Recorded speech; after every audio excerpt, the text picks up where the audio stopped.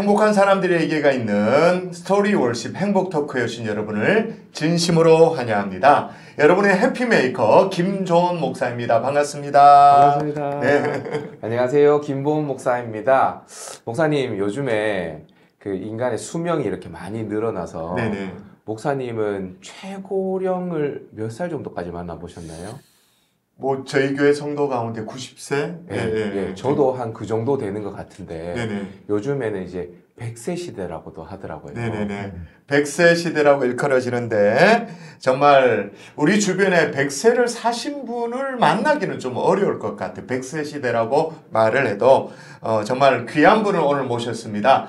연세대 철학과 명예교수로 계시는 김형석 교수님, 104세의 믿음의 산증이신데 우리 박수를 일단 맞이하도록 하겠습니다. 반갑습니다. 교수님, 요 카메라 보시고 한번 인사 말씀 먼저 해주시죠. 여러분 뵙게 돼서 반갑습니다. 네, 먼저 우리 교수님 104세라고 제가 소개를 해드렸는데 교수님만의 장수 비결이 있다면 한번 좀 소개해 주시죠. 보통 제일 많이 듣는 얘기가 젊게 사는 방법이 있는가 그 얘기 하나 묻고요. 그 다음에 어떻게 오래 살았느냐 그 얘기를 많이 하는데 좀 남하고 다른 점이 많았기 때문에 얘기가 좀 어색한 때가 있어요. 근데 한 달 조금 지났는가요? 아침 신문을 봤더니 어떤 기사가 났는 거 아니 한 가정에 8살, 9살쯤 난 아들애가 있는데 그 애가 이제 무슨 병인지는 모르지만은 의식을 잃고 이제 쓰러지면 부모님이 이제 안고서 깨나기를 기다리면 이제 깨나면 되고 그런 거 이제 몇 번 겪었는데 한 번은 얘가 쓰러지고서 의식을 회복을 못했어요. 그러니까 의사가 보고서 뇌사 상태라고 심장은 움직이지만은 이제는 이제 죽은 거나 마찬가지라고. 그래서 그 어린애의 장기를 병원에 기증해서 이제 그런 애들 위해서 기증했다 하는 기사를 봤어요. 네네.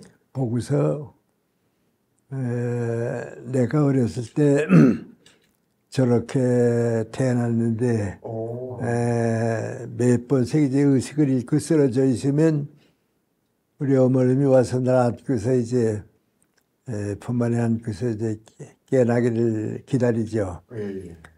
그래서 한참 있다가 이제 눈을 뜨고 의식을 찾고 깨나기 때문에 우리 어머님이 항상 하시는 말씀이 많이 아프냐 그래요. 그러면 아프진 않다고 힘들긴 하지만 아프진 않다고. 이제 그런 걸 경험하면서 초등학교 다닐 때도 있다끔 이제 그래서요. 그런 현상이 있으셨군요. 그래서 이제 초등학교를 졸업하고 어쨌든 이제 중학교를 우리 선생님 자꾸 가라고 그리고 또 부모님도 내 건강이 안 된다고 하는 걸 알면서도 뭐 할 수 없으니까 중학교를 갔는데 중학교 1학년 끝날 때 이제 제가 그렇게 자랐으니까 항상 마음에 그 기도하는 마음이 있는데 그 명관이 하나님께서 나한테 건강을 주시고 또 다른 사람과 같이 이제 어른이 될 때까지 살게 해 주시면 제가 나를 위해서 일하지 않고 하나님의 일을 해드릴 테니까 저한테 건강을 주십시오. 그런 기도를 살았거든요. 네네. 근데 그건 내 마음이고 기도고 그러죠. 그런데 중학교 1학년 끝날 때에 내가 신앙생활을 시작하게 됐어요.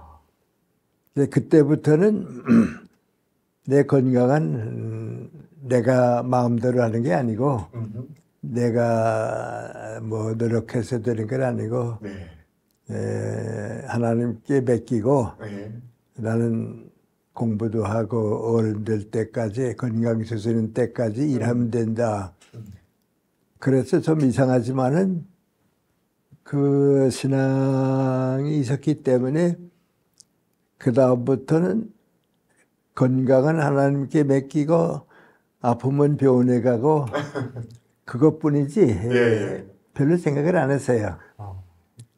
근데 이제 14살 나서부터 지금까지 아마 제일 병원에 안 다닌 사람 가운데 하나일 거예요. 그런가요? 뭐 어디 병원에 가기 때문에 뭐 내시경 검사했나 뭐 이제 건강 이제 신체 검사했나 또 나이 드니까 이제 항상 그 의료보험이 있으니까요. 뭐 해라 해도 바쁘니까 안 갔게 돼요. 그 의사들도 이따만큼 만나면 한 번도 검사 안 했냐고 그래요. 그래서 안 했다고 그러면 그런 사람도 있나 그래요. 근데 나는 내 가족들한테는 꼭 가라 그래요. 가족들한테 가라. 좀 나는 하여튼 이제 하나님 앞에 맡기고 그렇게 살았는데 그래서 우리 어머님이 이제 내 동생들도 나보다 다 키가 크고 건강해 보이고 내 아들들도 다 나보다 키가 크고 나만 키가 작거든요.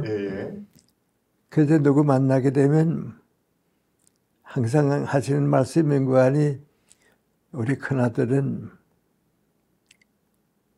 날 닮아야 하는데 아버지를 닮아서 이렇게 키도 못 크고 건강이 좋지 못하다고 항상 그랬었거든요. 그러다가 이제 60 넘고 이제 70 가까이 되니까 그땐 또 누구 만나게 되면 우리 큰아들이 저렇게 키도 작고 그래도요 나 닮아서 건강이 좋아요. 거꾸로 되셨네. 앓는 길이 없어요. 그렇게 이제 자랐으니까 좀 다른 사람 보고서 나같이 살아라 이제 그런 얘기는 할 수가 없고요. 그러니까 이제 두 가지 다른 사람하고 다른데 첫째는 맹구하니 내 건강에 해로운 것은 절대로 하지 말라. 술, 담배라든지 과로하는 거라든지 또 무슨 무리하는 거라든지 절대 하지 말라. 그래서 예를 들어 말하면 이제 오늘 여기 오면서도 이제 가인회도 있고 원고도 있고 뭐 이제 그러니까 할 일이 많잖아요. 그러면 다 일주일 전에 미리 다 준비해둬요. 오늘 저녁에 이제 가인하는 것도 일주일 전에 다 준비해두고 그러니까 이제 일의 압박감을 안 받는 거죠. 스트레스가 없는 거죠. 이제 그러니까 건강을 위해서는 무리도 하지 않고 제일 관심 많이 가지면서도 병원에 안 가고 말이죠. 그러지 다른 사람한테 이제 내가 경험 하나 권하는 건 50 중반쯤 되니까요. 나 자신이 뭐 느꼈는가 하니 이제는 그 무슨 운동을 하나 그 해야 되겠다. 자꾸 제 신체가 약해지니까요. 그래서 독일에 갔더니 독일에서는 국민교육에 제일 중요한 것이 자전거 타는 거하고 수영이에요. 근데 왜 자전거를 많이 탔냐 하면 우리 자동차를 많이 이용하니까요. 사람 건강은 늙으면 꼭 다리가 든든해야 하거든요. 그러니까 일반적으로 다리가 허약하거든요. 걷질 않고 그러잖아요. 그래서 그걸 보충하기 위해서 자전거를 많이 타라 말이죠. 독일 가니까 그거 하고 그 다음엔 수영이에요.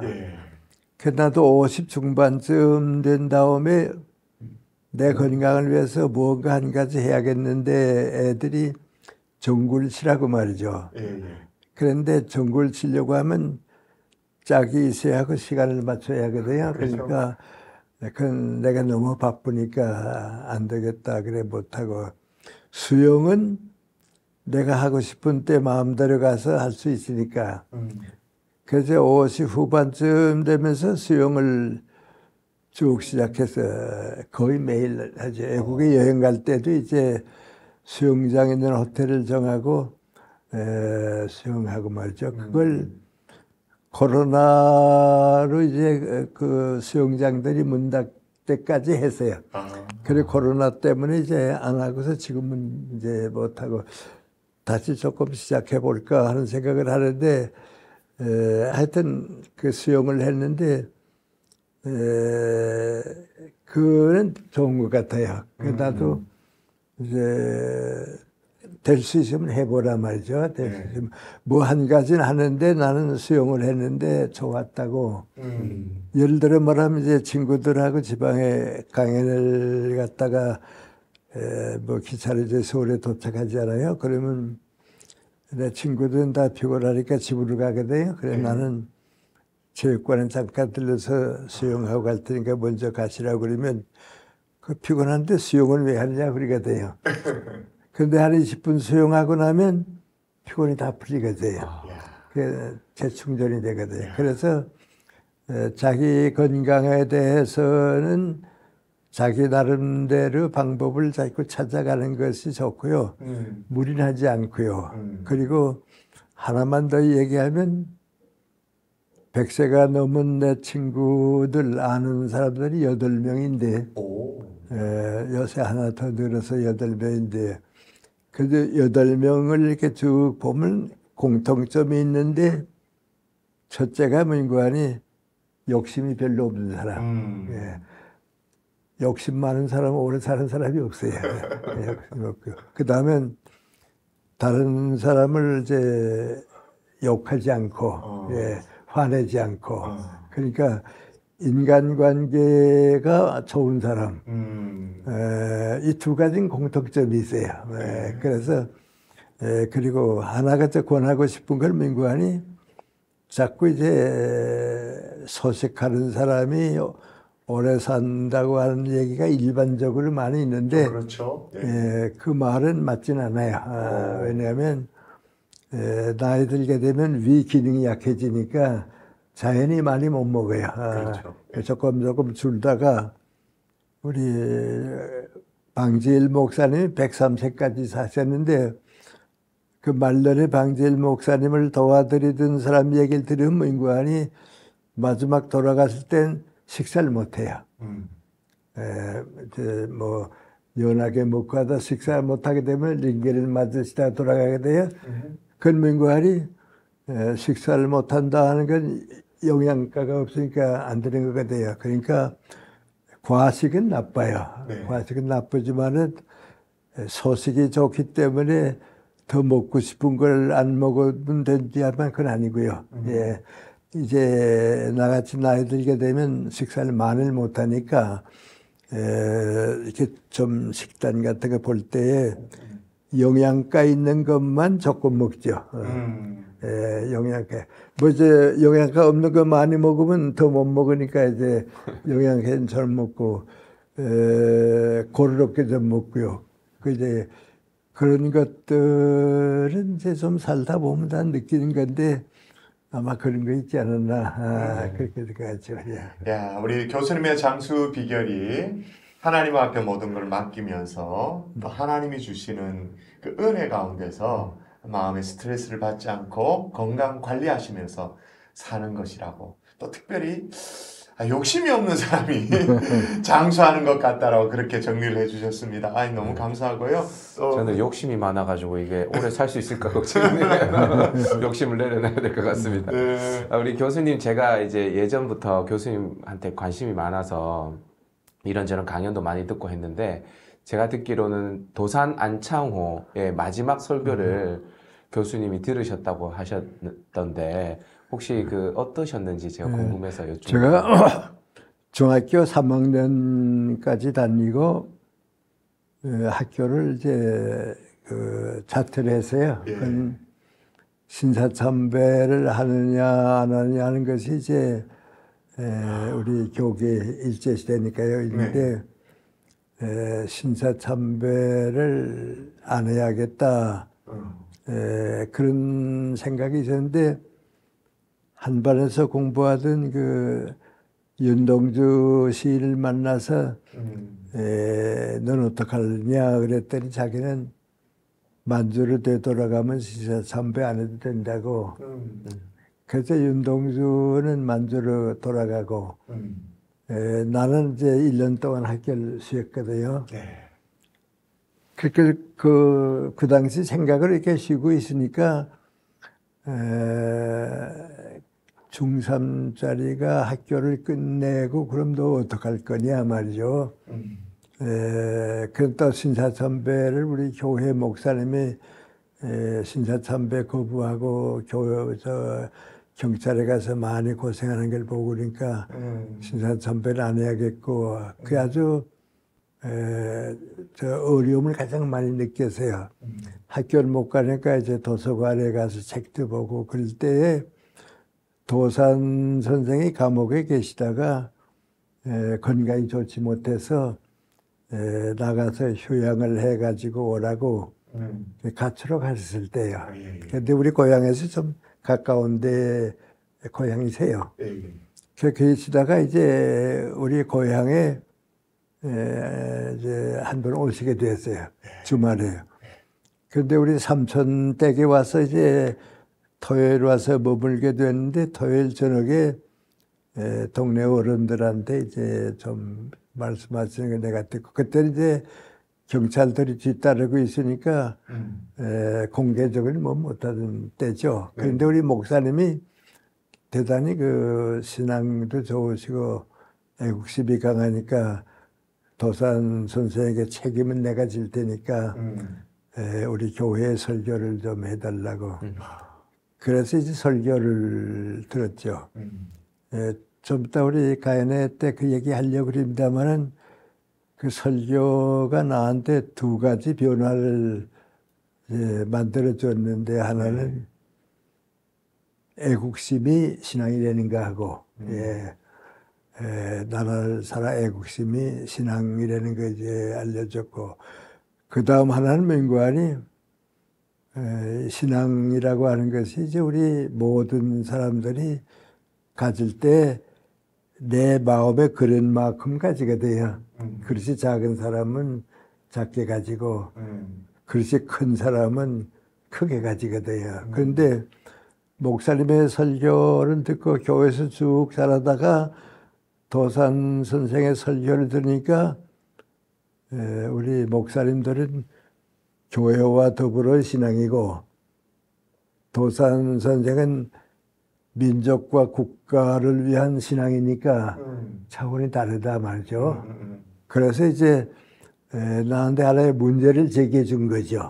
문제를 제기해 줘서 신앙에 대한 차원도 좀 높아지고 이제 그런데 또 한 가지 그 이제 도산 선생에게 느낀 게 민관이 이제 그 당시 난데 신학자가 되는 길도 있고 목회자가 되는 길도 있고 다 되는 일인데 첫째는 민관이 주님이 함께 하시는 신앙인이 된다는 거. 좀 신앙인이 되고서 목사도 되고 신앙인이 되고서 의사도 되고 신앙인이 되고서 교수 되고 거의 도선생의 다른 점이다 말이죠. 이제 그런 변화를 이제 느껴서 내 생활에 신앙생활에 대한 변화를 주고 그래서 지금도 그분의 그 애국심과 신앙 나한테 많은 도움을 줬죠. 윤동주 시인 한반에 같은 그부였다 이렇게 말씀하시니까 이게 저 옛날 얘기를 하시는 것 같은데 이렇게 너무 마음에 와닿고요. 또 1세기를 넘게 이제 살아오셨으니까 좀 전에도 말씀하셨듯이 일제 강점기를 이제 보냈지 않습니까? 강점기에 가장 혹시나 또 기억 남는 경험이 있다면 어떤 게 있을까요? 그건 이제 일정 철들어서 강점기를 산 사람들은 그 일제라고 하는 큰 울타리 속에 갇혀서 살았기 때문에 그 벗어나지는 못했죠. 그렇죠. 그러니까 뭐라고 얘기할 수는 없고요. 이제 예를 들어서 내가 경험한 아까 한 얘기를 마저 하면 좋을지 모르겠는데 그 중학교 3학년 끝내고 1년 쉬면서 학교는 못 가니까 시골에서 자전거로 통학을 했거든요. 네네. 그래서 이제 학교 가는 대신에 평양 시립도서관이 지금 말하는 그다음 부립도서관인데 거기 이제 학교 가는 대신에 9시에 가서 오후 5시까지 이제 책을 읽다가는 다시 되면 또 집으로 오고 그런 한 해를 이제 보냈거든요. 근데 다행스럽게도 그때 책을 많이 읽었기 때문에 학교를 1년 쉬었지만은 학교 다니는 거 못지않게 많이 얻었어요. 그건 이제 나를 위해서 한 거고요. 그 1년쯤 지나고 나니까 아무래도 신사참배를 하더라도 학교 가야겠다. 그래서 이제 1년을 쉬고서 누구 뭐 안내받을 것도 없고 하니까 학교 자퇴해서 교복은 교복 입고 할까 하다 하여튼 교복은 못 쓰고 교복은 저기 뭐 떼면 되니까 이제 찾아갔죠. 그 심정은 겪지 않은 사람은 모를 거예요. 그럼 이제 우리 학교에서 넌 자퇴했으니까 우리 학생 아니다 그럴 수도 있고 또 다시 입학하니까 무슨 조건도 있을 것 같고 그래서 이제 가는데 우리 학교가 이제 이렇게 올라가는 층층대가 있고 양쪽으로는 학생들이 들어가고 그 층층들이 이제 선생님들이 다니고 이제 그 층층들 밟아서 교무실인지 봤더니 김윤기 선생님이라고 영어 선생님이 계시는데 그 선생님이 이렇게 어떻게 쓱 지나가시다가 날 보더니 강의실에 가르치려고 들어가시다가 들고서 날 쓱 보시더니 너 형석이지? 그래요. 기억하셨네요. 예, 그랬더니 학교 가려고 왔지? 그래요. 예, 그랬더니 나 따라와. 다 다니면서 쏙 밟아주시대요. 그게 마치 뭐냐 하면 너 신사참배 때문에 학교를 떠난 건 우리 선생님 다 알고 얼마나 기다리는지 아느냐. 얼마나 기다리는지 아느냐. 그 눈물이 날 정도야. 그러더니 내일부터 나와. 예. 그래서 다시 갔어요. 그러니까 뭐 이렇게 학교가 날 그렇게 사랑해 주는데 그 우리 민족 정신이로구나. 그래도 이제 신사참배를 해야 하니까 이제 학기마다 이제 학기 초에 이제 신사부터 참배를 가거든요.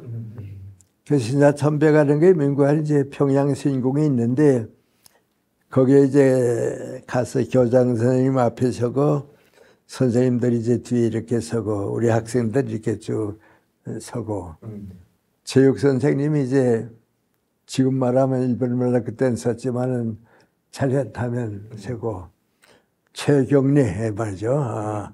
일본 말로 했지만 최경리 하게 되면 이제 90도 절하고 바로 하면 이제 일어서고 그걸로 끝나는 거예요. 그래서 신사참배를 처음 하러 가서 그 과정을 밟고서 이제 끝났는데 돌아오는 순서가 이제 교장선생 먼저 가시고 우리 선생님들 뒤따라가고 우리도 이제 그다음 학생들이 쭉 따라가거든요. 그런데 내가 키가 작아서 좀 이제 항상 앞자리에 있는데요. 그때 참배를 경례를 하고서 교장 선생님 이제 돌아서서 먼저 가고 선생님들이 갔었는데 우리 교장 선생님 보니까 그 나이에 그렇게 주름살이 많을 줄은 몰랐는데 얼굴에 주름살이 많은데 눈물이 주르르 흐르시대요. 학생들 보니까 눈물을 닦지도 못하고 말이죠. 그 눈물을 보고서 우리 위에서 십자가를 지었구나 말이죠. 지었구나. 그 1년 동안은 정말 이제 행복하게 다녔어요. 그래도 이제 일본 총독부가 종래 폐교시켰다고요. 예, 학교 폐교시키고 일본 이제 평양에 일본 학생들만 다니는 학교는 이제 제2중학교, 또 한국 학생만 다니는 공립학교는 그전 평양고보라 그랬는데 이제 제2중학교. 우리 그 출신들이 많이 이랬죠. 안병 선생님 그때 거기에 다니고 김동길 선생님도 다녔을지 모르겠어요. 이제 그 있고 이제 그 다음에 이제 제3중학교를 만드는데 민관이 일본 학생하고 한국 학생하고 함께 다니는 학교예요. 그 학교를 만들었거든요. 그 거기 가서 이제 4학년이 끝나니까 5학년이 된 거였죠. 1년 하는 거죠. 근데 이제 거기 갈 때는 어떻게 거니 학교 문 앞에까지 가서는 우리말 마음대로 쓰다가도 학교 문 안에 들어가서 우리말 쓰게 되면 벌 받거든요. 3번 들키게 되면 뭐 태양 맞는다 그러고 말이죠. 그리고 선생님들 다 이제 우리 한국 선생님 다 물러나고 딱 한 벌만 남았어요. 동경 고등사부학교 한 벌만 남은 다 그 일본 사람들이 오는데 그 1년 동안은 학교 같기도 하고 뭐 교도소 같기도 하고 정말 고생했어요. 예, 정말 고생했는데 좀 개인적인 말씀인데 우리 반 담임 선생이 나라하라라고 하는 선생인데 이 없어요. 이 없는데 한 번 이제 우리 반이 50명인데 그 50명 가운데서 저놈은 민족주의자, 저놈은 그렇지 않은 학생 하게 되면 벌 주기도 하고요. 이제 그러게 돼요. 한국 우리 선생한테 끌려갔어요. 끌려갔는데 교무실에 여러 선생님들이 있는데 뭐 이유는 뭐 이유 없어요. 하여튼 뺨도 얻어맞고 정말 얻어맞았거든요. 얼굴이 다 빨개지고 말이죠. 하는 건 민관이 너 일본에 대해서 좋은 생각 안 가지고 있겠냐? 부모가 그렇지 않았냐? 이거 어떻게 알았는지 너 1년 동안 신사참배 안 하려고 학교 그만뒀던 거 아니냐 말이죠. 이제 그걸로 얻어맞았어요. 그건 다 때리고서는 이제 들어가라 그러거든요. 근데 우리 반 학생들은 이제 모인 거 아니 오늘은 형석이가 걸렸구나 말이죠. 이 다음에 또 누구 걸릴 거란 말이죠. 그래 화장실에 가서 좀 얼굴 다 닦고 이제 들어갔거든요. 근데 이상한 건 그렇게 억울하게 맞긴 맞았는데 그 선생한테 대한 그 원심이라고 그러니까 원수라고 하는 생각은 없어요. 그래서 그건 이제 내가 생각해 보니까 우리 선생이 잘못이지 내 잘못은 없다. 오히려 저렇게 해야 하는 우리 선생이 잘못이지 내 잘못은 아니다. 딱하게 보이셨군요. 네. 예. 그러니까 뭐라 그러니까 나는 학생이지만 그래도 내 생각은 우리 선생보다 높은 데 있었던 것 같아요. 미워하지 않았어요. 네네네. 그래 1년을 이제 졸업하고 났으니까 그런 과정을 겪는 것이 일제시대죠. 네. 그래서 나는 이제 그 다음에 다시 대학 가서는 오히려 편하게 공부했을 거예요. 일본 가서 했으니까요. 그리고 이제 대학 말기에 학도병 문제가 되어서 일본 군대에 끌려가게 되는 문제가 생기고 우리 김수환 추기경도 그때 내 후배였는데 일본 군대로 끌려가고 안병옥 선생도 그랬고 장하구 선생은 근데 그 군대로 끌려가는데 이제 중국으로 끌려가게 되면 탈출할 수가 있고 남태평양 쪽으로 끌려가게 되면 끝날 때까지 이제 가든가 전사등에 그리고요. 이제 그걸 겪어서 이제 나는 이건 군대는 갈 수가 없다 하고 좀 피해 다니고 그러니까 그 숨어 살고 좀 고생하고 그랬죠. 그러니까 그건 그 당시 산 사람들이 느끼는 거죠. 시대적인 아픔을 또 이렇게 끌어안고 사시고 하셨던 삶을 말씀해 주셨는데 시간이 많이 가서 네. 이제 여기에 계시는 우리 목사님이 청년부를 섬기고 있습니다. 이 시대에 청년들에게 꼭 해주시고 싶은 말씀이 계시다면 한번. 아까 윤동주 시인 얘기를 했는데요. 그 나보다 나이는 한 3년 위에요. 좀 3년 위인데 그때 그 동주 형은 나는 시인으로 시작해서 시인으로 끝낸다 하는 생각이 아주 확실해요. 그래서 나는 그 동주 형 볼 때 병아리 시인이라고 봤어요. 지금은 병아리인데 이제 큰 달기 되게 되면 사회를 울리는 시인이 될 것이다. 그렇게 생각했는데 해방 못 보고 세상 떠났지만은 그랬고요. 또 2, 3년 내 선배인데 황순원 소설가. 그분도 아주 자기 인생이 뚜렷했어요. 나는 소설가로서 민족을 위해서 일하다가 내 인생이 끝날 거다. 60이 돼도 70이 돼도 소설가가 될 것이다. 또 그렇게 돼서 그랬고요. 홍창이라고 나보다 이제 한 나이 좀 아래가 있었는데 그 친구는 그때도 나는 다음에 소아과 의사가 된다고 그래요. 그 소아과 의사가 되겠다 하는 건 이해가 가는데 왜 소아과 의사를 생각했나 생각을 해보는데 그 당시 이제 어린애들이 이제 병원 치료를 받지 못해 많이 죽었거든요. 어렸을 때. 그렇죠. 그 당시에는. 그걸 보고서 내가 이 다음에 소아과 의사가 돼서 저 애들을 좀 다 살려주겠단 말이죠. 그래서 아마 소아과 의사가 되길 원했는가 봐요. 그 목적이 뚜렷하니까 이제 열심히 공부하고 서울대학교과대학을 다니고요. 우리나라 소아과 의사로서는 원로죠. 서울대학 병원장도 하고 아산병원 생겼을 때 병원장도 하고 지금도 살아 계실 때요. 그 소아과 의사가 돼요. 그런데 그 사람들 쭉 볼 때 이제 그 넌 뭐 하느냐, 너는 어떡하느냐 말이죠. 너는 다음에 어떡할래? 나는 방향이 없는 것 같아요. 그 나는 어떡하느냐 하다가 4학년이 돼 가지고서 철학을 공부해 가지고 정신적인 지도자가 한번 돼봤으면 좋겠다. 좀 늦게 이제 생각했죠. 그런데 그 세 친구가 다 신앙인이에요. 하고 그대로 살았고요. 정말 다 그대로 이렇게.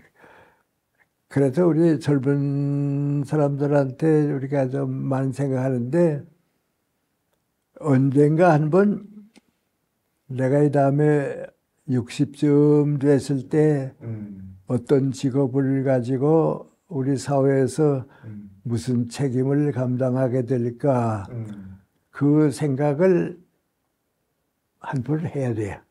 예. 근데 내가 보니까 생각이 확실한 데는 다 대학 하기 전에 하고요.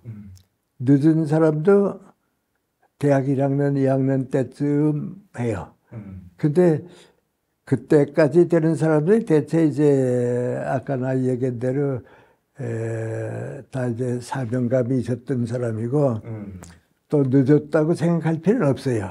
근민관이 정치가나 기업가나 사업가들은 또 50, 60이 돼서 깨닫거든요. 대기만성이죠. 늦게 시작하거든요. 그러니까 이 공통되는 점이 뭔가 그렇게 생각하는데 민족과 국가를 위해서 내가 무엇인가 해야겠다.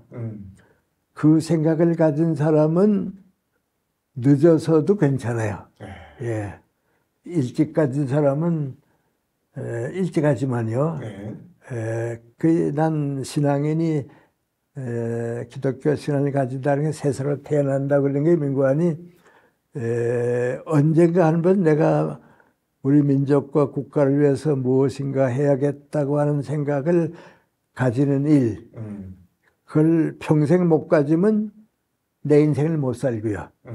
한 번은 가지게 되면 자기 인생과 사회 보람을 느끼게 되죠. 그래서 그 생각 없이 사는 사람은 나를 못 가지고 사는 사람이고 그 생각을 한 번은 더 늦기 전에 가져줬으면 좋겠다 그런 생각입니다. 네, 제가 이제 목사님께 테스트 교수님으로부터 들은 청년들에 대한 권면을 목사님의 언어로 한번 쫙 정리를 한번 우리 청년들 보고 있다고 생각하고 뭐 먹고 살 건지만 고민하지 말고 이 세상과 민족과 나라를 위해서 뭘 할 수 있을지 고민해 볼 수 있는 청년들 되었으면 좋겠습니다. 와. 이제 교수님 마지막으로 제 이 순서가 이제 행복 토크라는 건데요. 교수님에게 있어서 나에게 있어서 행복이란 뭐냐 한번 정의를 내려주시죠. 행복의 출발이나 행복의 그 목표나 사랑이 행복이라고 느끼면 돼요. 누가 제일 행복한가? 이웃과 사회에 가장 많은 사랑을 베풀어 준 사람. 그 행복이죠. 이웃과 또 사회에 많은 사람들에게 사랑을 베풀어 준 것, 그것이 또 행복이라고 오늘 김형석 교수님께서 정리해 주셨습니다. 이제 정리를 해야 될 것 같은데요. 지금까지 104세 인생을 살아오신 인생의 선배이신 철학자 김형석 교수님과 함께 얘기를 나눴습니다.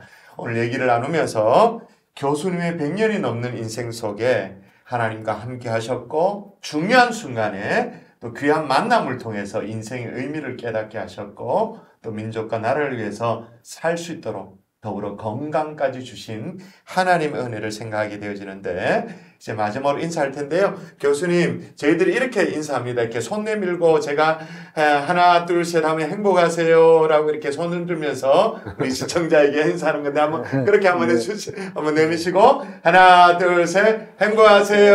행복하세요. 예.